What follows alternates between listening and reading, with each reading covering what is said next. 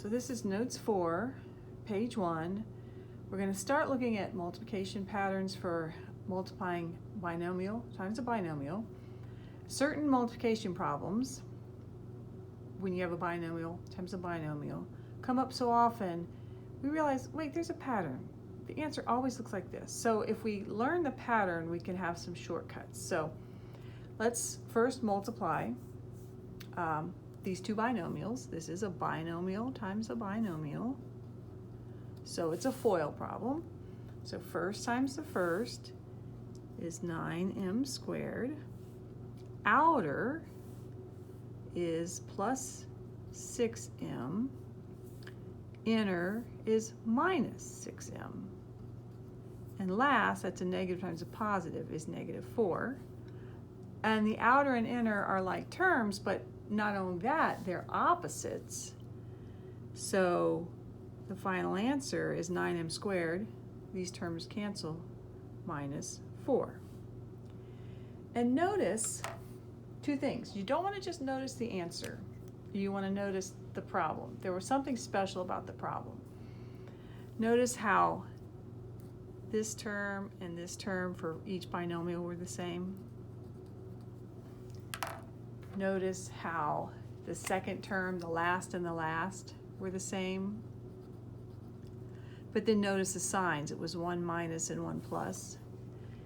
And that's what caused the outer and inner to be opposites and drop out. Because the outer product and the inner product were the same. Because the first and last terms and the binomials were the same. But they were opposite signs because one was plus, one was minus. Then notice the form of the answer. 9m squared happens to be put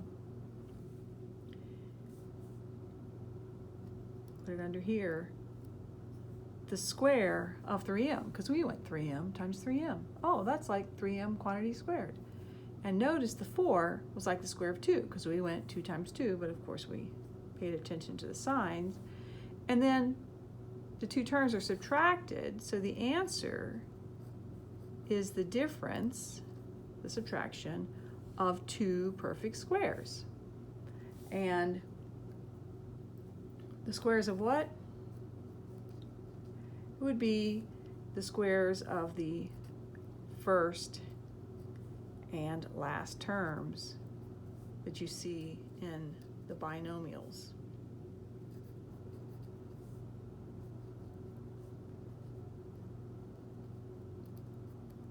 So that's the pattern.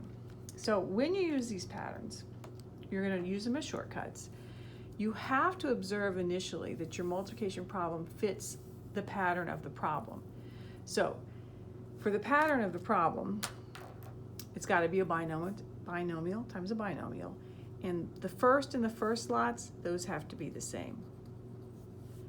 The second and the second slots, those have to be the same. But one sign has to be a minus, one has to be a plus. It doesn't matter which one's minus, which one's plus, as long as there's one of each. So the pattern says, if your multiplication problem looks like this, it's a binomial times a binomial with all these patterns, then the answer equals is always going to look like this, a squared minus b squared. Now, if that's the way you memorize the answer, you're probably not going to be able to use it properly. A squared, notice how a is sitting in the first term. So that's square the first term.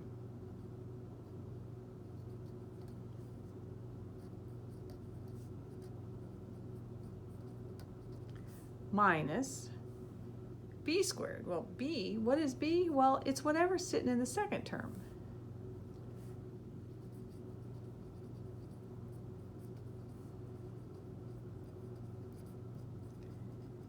And notice how the final answer only has two terms because that middle term is going to always drop out.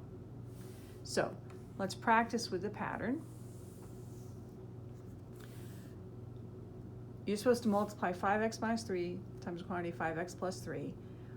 Do you recognize it fits the pattern? Oh, these are the same? Oh yeah, sure enough, those are the same. These are the same. Second terms, they're the same, and one's minus and one's plus. Oh, yes, it does. Okay. So it's square the entire first term. Now be careful here. The entire first term is 5x. You have to square that entire term. And when you do that, that's a product squared, so you square the 5 and square the x. The most common mistake is forgetting to square the 5, just being careless. Minus, then it says square the second term, which is 3. So this is answer, when you multiply this out, will be 25x squared minus 9. That's a shortcut. And really, once you get comfortable with the pattern, you can do this in your head. So that's what makes it so short. Now, I'll foil this one. Squeeze that in here just for your people who are doubting this. But it would be 5x times 5x, which is 25x squared. Outer is plus 15x. Inner is minus 15x. And last is minus 9. Notice how the outer and inner are opposite, so they cancel. And there we do. Have it, 25x squared minus 9. But hey, I'm going to take as many shortcuts as I can. So, tell you what, try this example. Just right now, try to do the answer, get your answer in your head. Okay. Pause the video if you're not done. I'm going to go ahead and go over it. Does it fit the pattern? Oh, yes it does. I see a binomial times a binomial. First and the first are the same. Last and the last are the same. 1 minus 1 plus. So I square the entire first term. Now I'm going to do this in my head. I mean, square the 3 as well as the y squared. That will be 9y to the 4th. It's always minus. Thing with the patterns, the signs are worked into the pattern, so you don't have to think about it. Square the 7, which is 49. Done.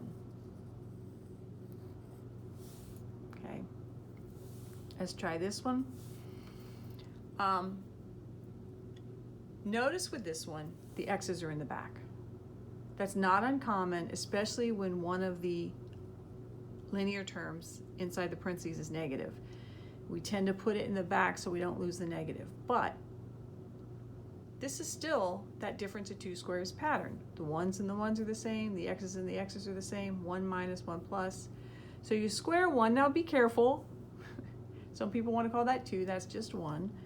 Minus square the x. So this is just 1 minus x squared. And do not change the order of those terms. That's not the same as x squared minus 1. And it's really a better form to write this as 1 minus x squared rather than negative x squared plus 1. I mean, they are equivalent, but it's really just as easy and best to leave it as 1 minus x squared. And notice when the answer is 1 minus x squared, how the x's were in the last slots instead of the first slots. Okay.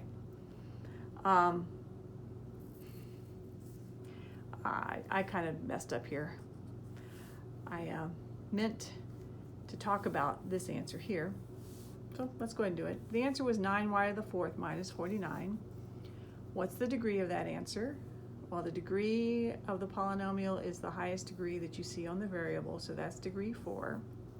Could we have predicted that degree? Well, the highest degree I have in this factor is a square, and the highest degree I have in this factor is a square. So when I multiply a square times a square, I will get a 4th power. So I could have predicted that that would have been a 4th degree answer. And sometimes it's nice to be able to just predict the degree of your answer. That'll come in handy occasionally. Okay, so let's look at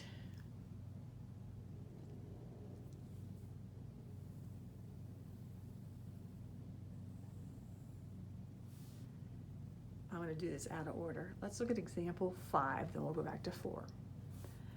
Evaluate this expression if x is 7/23.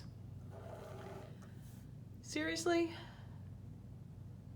You think I want you to put 7/23 in here and do a bunch of nasty arithmetic? Nope, not really. That would be really hard. What if I simplify this first? it would be easier to work with the simplified form. So let's see if we can do that. I have two terms. I see it as this answer minus this answer. And what you could do to make sure you don't mess up is put the parentheses in there. So whatever I get out for this answer, I subtract the entire thing. All right, so now that I kind of have a framework for how I'm going to proceed, I'm going to go ahead and start working on this. 3x quantity squared, that is multiplication. So I can simply square each factor, so that's 9x squared. Here, oh, that's a FOIL problem, but wait, that fits the pattern. That's the first are the same, last are the same, 1 minus 1 plus, so square that 3x again is 9x squared, minus square the 1 is 1. Now I distribute that negative. This is 9x squared minus 9x squared plus 1. This equals 1. Think about it. All the variables drop out. This expression is the strangest way of saying 1 ever. So this equals 1 for all values of x. If you doubt me, try something simple like 2. I don't have time to do that, but you could plug in 2 here, here, and here. That's going to come out to be 1. So this equals 1, no matter what x is. So it equals 1 when x is 7/23. So when x equals 7/23, you evaluate this, you're going to still get 1. Simplification does make life simpler. Okay. Now let's go on to example 4. Does this fit the pattern we just learned? No. And be careful here, because I do see students make mistakes. When you square something, you know, I don't care what it is. If it's a cow squared, that means cow times cow. So whatever's in the parentheses, that means 2x minus 1 times itself. Don't go changing any signs. That's a common mistake. So this does not quite fit the pattern because it's not 1 minus 1 plus. And then, cardinal sin of beginning algebra students, I want to do this. Can I distribute exponents to terms? Can I just square the 2x and square the negative 1? That's a no. Exponents can be distributed to factors, like over here, but not to terms. So when I write out what 2x minus 1 quantity squared is, we see that this is a FOIL problem. So first times the first is 4x squared.